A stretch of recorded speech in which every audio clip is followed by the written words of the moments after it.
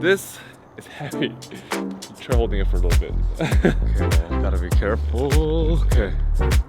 Yeah, pretty heavy, right? Yeah, Arm workout. it is quite the arm workout. Let's probably take this off now. Did you take any ML related courses at that time? In like second year? Yeah. No, I don't think any of them were really offered. Because most of the ML sort of thing is, upper year courses. Okay. So, and then third year was some more not as interesting, boring ML stuff. Why was it boring though? No, it wasn't that it's boring. It's like, think of it as like the entire course was based off like, here's an introduction to this topic. Okay, Yeah. are we gonna do anything about it? Not really. Here's the next topic. And here's the next topic. Oh, it's very light. Like, okay. A lot of it was just, if you kind of just memorize what the general steps were, you just kind of did well. So there's nothing to Oh, okay. learn. Really. Yeah, so you couldn't get your hands dirty to actually feel what it was like to work with ML stuff. Oh yeah, for sure. Okay. So the whole time, were you like convinced that this was interesting, or did you have sometimes doubts? I guess I always thought it was like cool, but because how third year was like,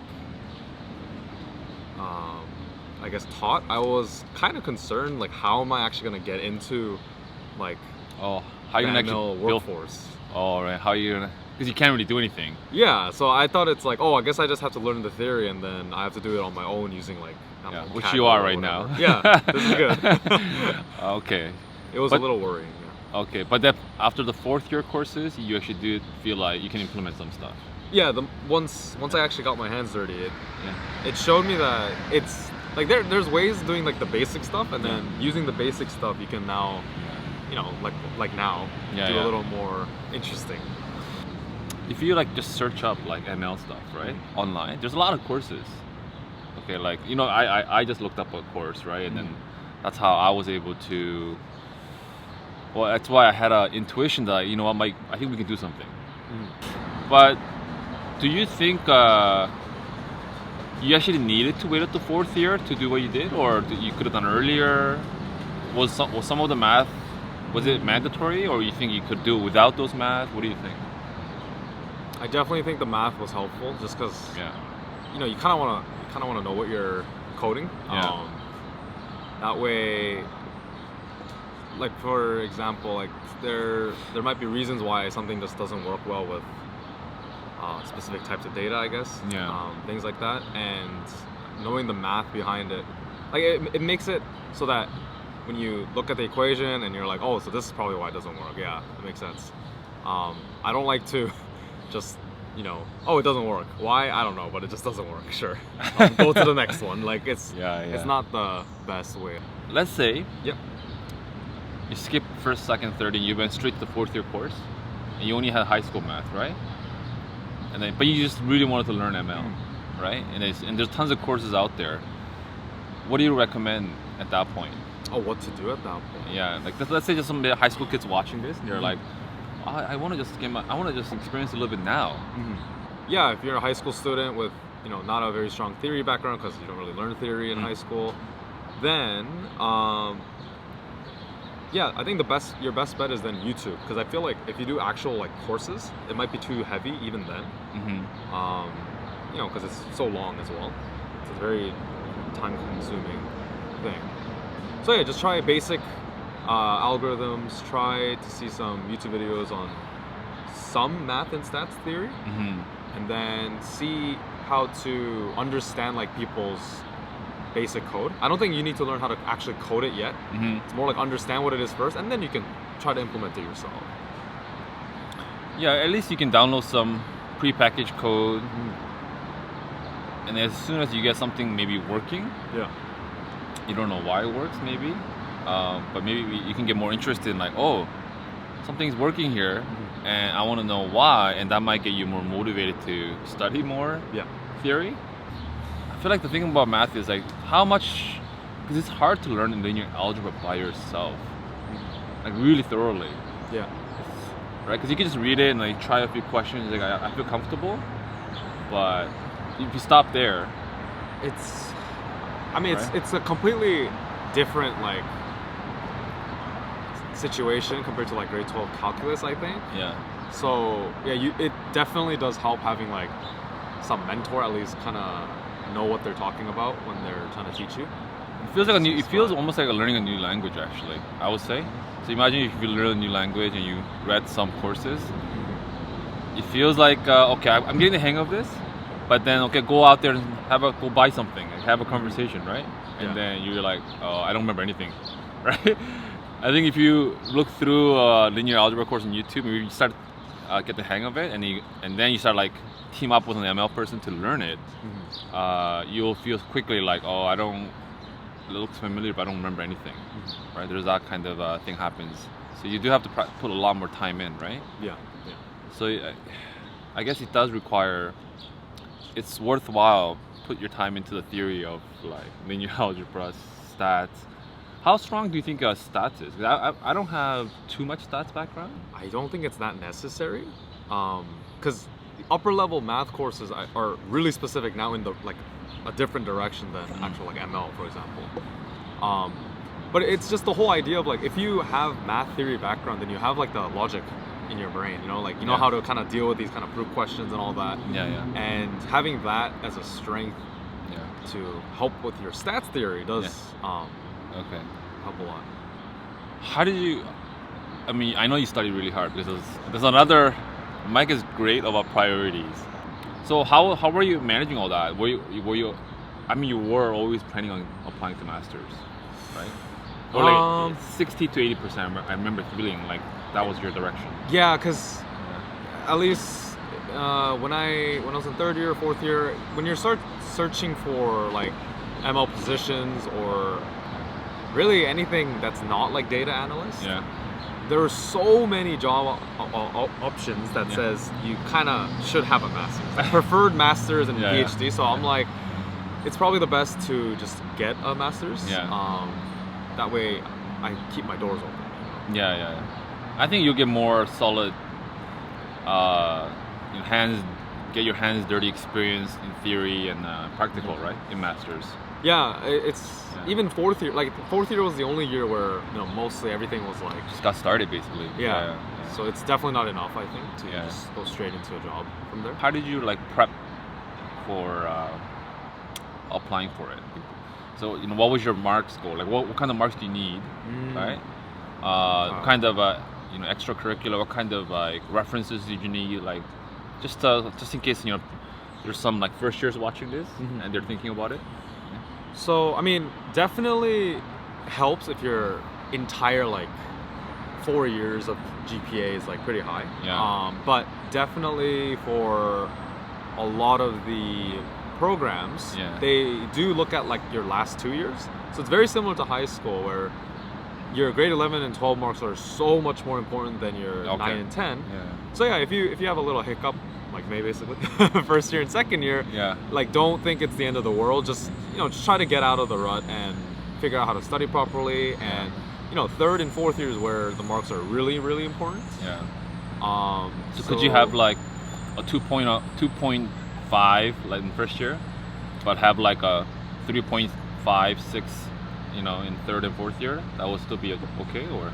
So since they only look at like your last 2 years of the studying, I think, or not even last 2 years, it's last like 10 credits worth of upper year courses, right? So there's a lot of things you can do to like actually, I guess, boost your GPA so that you have a shot at it. So yeah, even if you have like a 2 point something in first, second year, like it's definitely not the end. You could study a lot harder for upper year courses. Yeah, you're pretty intense with your studies in the third and fourth year. What else did you think was important?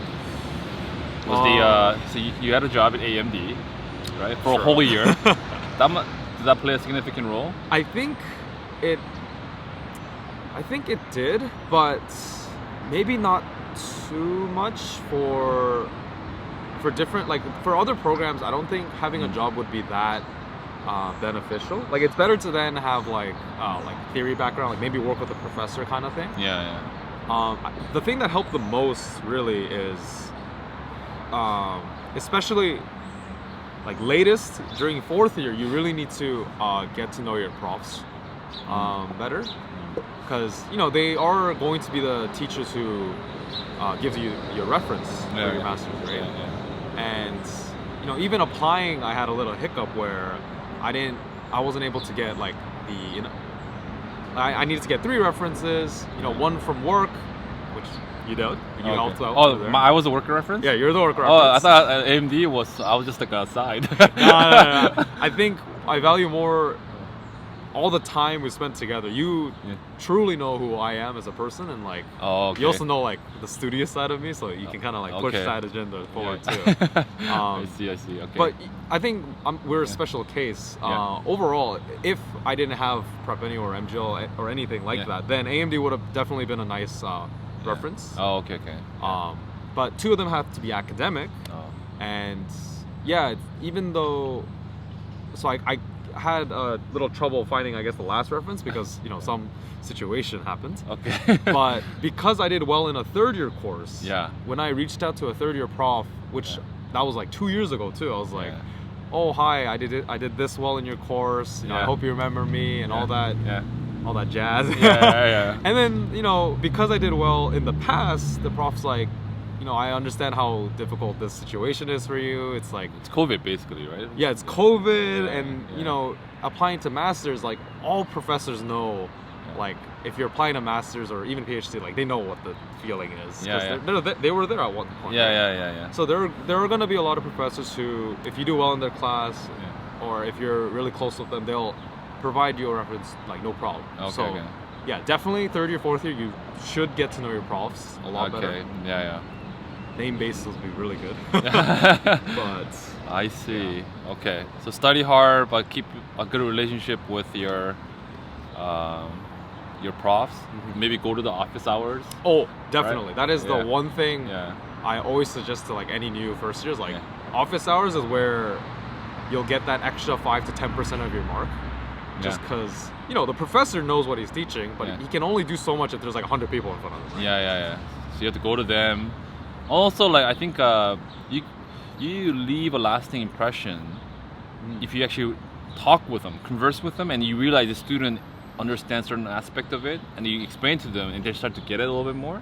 And as soon as from a teacher's perspective, they sense that, they know that this kid can think critically, right? Then they can remember you, and then probably write you a better reference. Right? And even if you are like really lost or behind in your courses, if you do go to office hours and you start off really lost, and then at the end of the course you have like this much improvement. Oh, that's even more impressive. Exactly. The professor will definitely remember. He's like, I remember you being really bad at this, but look at you now. Yeah.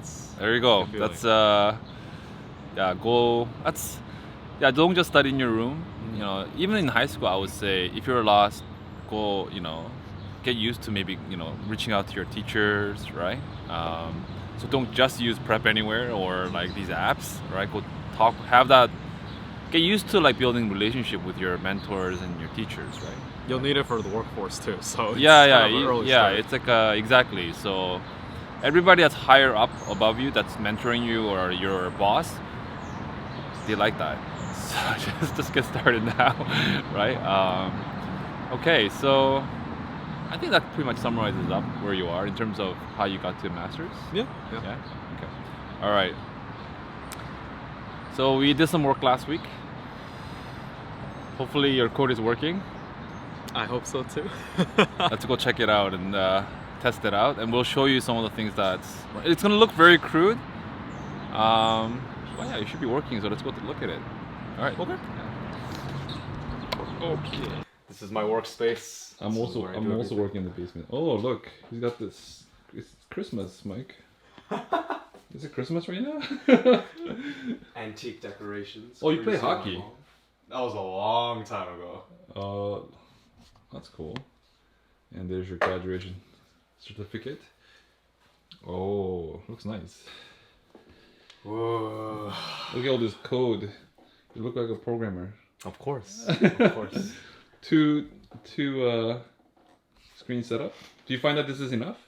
Or do you wish you actually had more screens? I think 2 is essential. More is just for convenience. Two is essential. Yeah. Definitely, because you want to put code on one end and you want to do whatever Yeah. search you want to do on the other. So when you go to University of Waterloo, you're taking this whole setup. Basically, yeah. Oh, okay. Was this your setup even at when you're at U of T? When living in the condo there? No, I only had one monitor back then. Oh, okay. So it was a lot of alt tabbing. It was not fun. Oh, alt tab, yeah. I'm alt tabbing right now a lot too.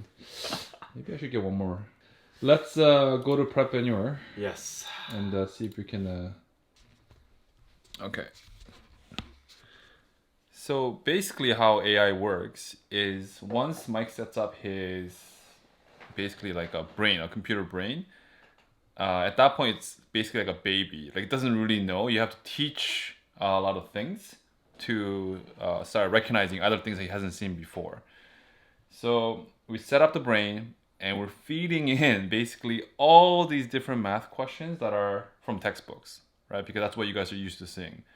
So what you're seeing in the screen here is a list of questions that we just inputted, and we're gonna feed it to the machines, hopefully, hoping that it will recognize what type of question it is. So, okay, let's try this out. Complete the square. Sum of polynomials. Okay. What? Sum of polynomials? No. Okay. These ones are fine. Inequality. Maybe not that. Oh, why are there so many? Wait. It's recognizing all these equations with inequality.